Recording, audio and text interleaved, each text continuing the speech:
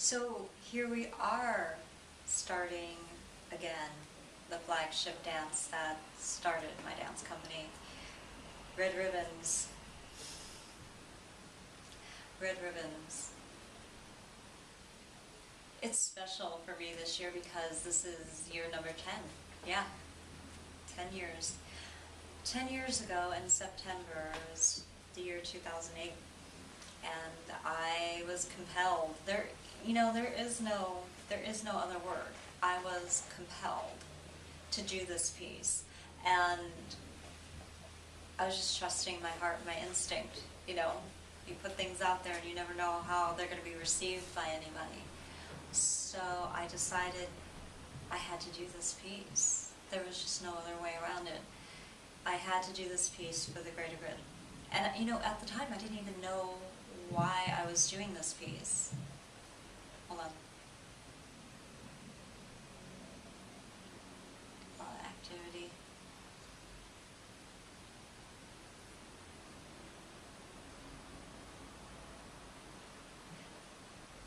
I just want to wait.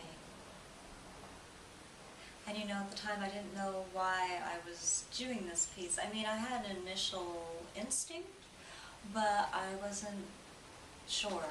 It's like, am I sensing this right? Is this going to do good? Is it going to do damage? I didn't know. But I trusted my heart. I trusted my gut instinct, and I don't regret it. I don't regret it. I regret my reaction in showing this piece the first time. But, there were things on both sides that didn't go according to plan. But then, when does anything go according to how we would like or plan? We can try, that's all we can do. Anyhow, Red Ribbons, what was meant for one person turned out being meant for many people and many hearts. So many people, so many people. And I've always been ministering to women on different levels. I'm an Emmy-nominated producer and a writer. I received that accolade, and I worked very hard for it, but I had received that many, many years ago. In 2001, actually in 2000, my husband and I, we graduated, and we had our BFAs, and it was really an interesting thing. We were going into film. I had to put dance on hold for a while, and our first project right out the door we did right after graduating. It took a couple years to put it all together. When you're financing your own stuff, it takes a long time. But we put it together. It's called Baby Does Heartbeat, our first project out the door from graduating. We received a whole bunch of Emmy nominations, and yeah, tens of thousands of people saw that beautiful, beautiful program.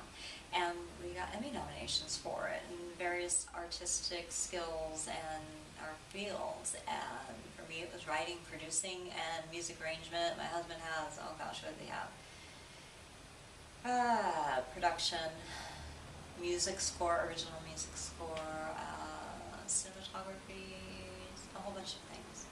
And we did really well. No, we didn't get the statue. Who doesn't want that? I'm not going to lie and say, oh, we didn't want it. That would be like false humility, right? But, it was something that we were just so proud. I mean, really, the first project out the door like that, we did a damn good job. And that project was all about women abandoning their child after they give birth. Like taking a live human being and dumping it anywhere, somewhere that's not meant to be a crib for a baby. Trash dumpsters, sewage systems, the big drainage pipes. We were reading so many stories of these women dumping their babies in places that were never meant to be for a baby to lay in. So we got politically active in helping get some laws passed, and we used this film to get the message out there. It was very, very controversial at the time. And I don't want to say the controversy is over, but people know about it now more than ever, and it's been talked about. We have laws and we have help out there for these ladies who find themselves in like a crisis pregnancy, or They just don't know how to cope. They're too young. But, you know, the average age is not your 16, 17, 18-year-old. It's the early 20s. And a lot of them, from the research we did, and you watched that film, a docudrama, it's half narrative and half documentary film. You hear the ladies that are talking. They're professional, meaning they were going through school. There was even one that was a nurse. So, you know, we just wanted to put something out there that would help women and children once again. So we've been doing this since 2000. This is just leapfrogged over into another area and more of a personal thing. As you know, I was raped, molested by my grandfather when I was still very, very young. Okay, there's been a debate, is 3.5 years old a toddler? You know, it depends. It depends where you're from. In Europe, yes. Back east, yes. Out here, not so much. By the time you're walking, 2.5 your toddler days are over. I don't know, does it really matter? I said the word toddler in an interview. So, okay, 3.5, almost 4. And yes, I do remember, and yes, people do remember at that early age, especially something like traumatic like that. So, you know, here we are once again, doing this wonderful and heart-wrenching piece. But let me tell you a little bit about how we got here and what is here right now. So we are getting ready to tour this piece. If you look at my other video, I did it for, I want to say it was like a Kickstarter fundraiser, and I go on for about 12-15 minutes talking about my vision for this piece, how I wanted to take it internationally and touch many more hearts, because I'm not satisfied. Not enough people have heard this message, not enough people are being helped, not enough people know what to do. So that's where I come in. I want somebody to take that first step, and this is what this piece has done for a lot of people, because there's something safe about sitting in a dark theater. No one can see you, no one can see your face and your expression and your reaction, so it's safe. But that, my friends, beautifuls and beloveds, where I come in and I pry open that beautiful, wonderful heart of yours, and I get in there. How do I get in there? My dance. The emotional impact gets in there. It plants a seed of hope, not despair. I know we show it real, raw, real, uncensored. Okay? It's hard to see. I get that. But it's worth it. Take your medicine. Get it over with. Let me pry open your heart. And let me put this beautiful seed of love, hope, and recovery. Yes. And that's what this piece has done. So I have done a lot of videos. I call them my DanceWarrior videos. And for the past, I want to say 3-4 years or something like that. This too, not only the dance was it meant for one heart, but the videos were meant as a form of communication to give hope. Yes, it was intended for one heart, but it ended up being for many. Okay, so be it, that's fine. If I can help more than just one, I'm good with that. But what I did not plan on, and what I didn't know in the greater scheme, the ultimate scheme of things, that you know, people would watch it who didn't know how to properly handle this material, let's put it that way, and some very wrong things happened. And we have recovered from that, and we will continue to recover from that and take back what was mine, not somebody else's. Guys, there's a difference between being inspired and stealing. No more needs to be said about that, because I've said it all already. But this piece opened the door, because you know what? Even those people who had bad intentions in their hearts, I still pried open their hearts with my words in the DanceWarrior videos.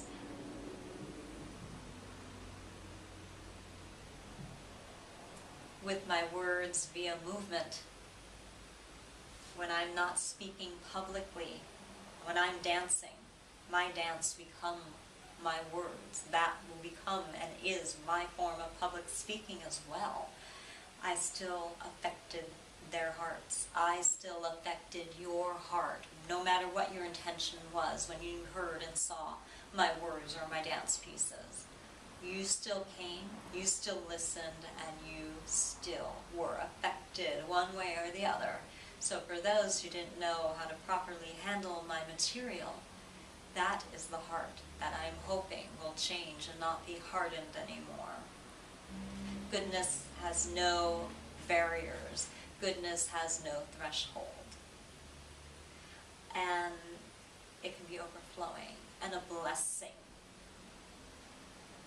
So that's just an overview and a big, very big arc. What we are doing is going to be even more groundbreaking than the original 4-minute and 1-second piece that I did.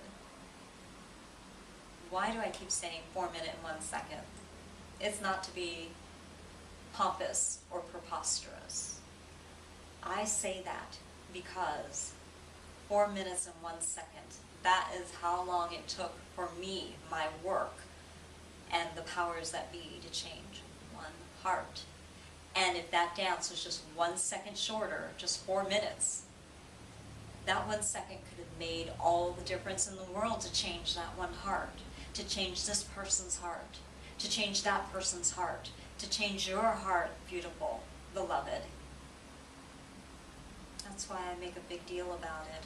It's not to be weird or anything like that, but who knows, that 4 minute and 1 second, that last 1 second thing could have been the real clincher that changed somebody's heart for good.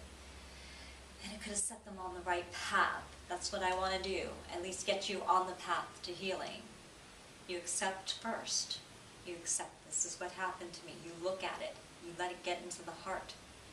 And dance is a very safe means of doing it. It's very hard to confront somebody and say, I think this happened to you. But now you use dance. All of a sudden, it's non-threatening. And nobody can see your face, beloved, when you're in that audience. So go ahead, feel. I will know. Somehow, I will know. So, let's flash back, but flash forward. We are going to go to 2009. So I originally performed this in the fall of 2008. And in 2009, I had a chance to do my complete vision uncensored and perform it uncensored. And that, my friends, is where my company started, how can I say, exploding. And I don't want to say it just shot up to the top. No. This kind of growth happened from within, and it went horizontal. And a little bit about business, you know, you want to do vertical growth, but when you're dealing with something like this, you want it to go horizontal. Why? Because that is your foundation. And from there you can springboard off of anything, and thus we have. And let's go to, yeah, I'm ready. Let's go to the spring, 2009, when I performed this, and it was no longer 4 minutes and 1 second, but it had tableau, and it grew, and it became a bigger piece. That, my friends, is where the piece, the characters, the dancers, everything, even me as a dancer and participant in it, it took on a whole new level, and it had a mind of its own. I could no longer control it. That is where my art started breathing and becoming life itself. I don't want to say an AI, artificial intelligence type of thing, but it definitely had a life of its own. And I had to let this child, metaphoric child, grow and become a mature adult. And that's where we are now. But in the spring of 2009, I remember one lady fell into my arms, and she said it happened to me too. Now let's talk about this whole Me Too thing. I was never, ever trying to coin that as my term, my hashtag, but did I say it? Is it in my literature? Is it in my videos? Has it been out there for years? Oh yes, it's been more than proven. I'm just going to let that rest there. But nobody can take away my words. Nobody can take away my work. It is still mine. It is still mine. So, I'm going to do a part 2, but let me just leave you with those thoughts. Let me leave you with that. I am just one of thousands and thousands of other voices chiming in to make a difference. And I have been working the field with these two hands and these two feet, working very hard with my company, with my dancers, everyone involved, behind the scenes. I want every heart to be changed who has been touched by being sexually abused as a child, adolescent, teenager, adult, elderly. I'm not going to stop. I'm not going to stop until every heart has been mended. That has always been my goal, beloveds. Your precious heart matters to me. The condition and state of your precious heart. For your precious heart, I dance.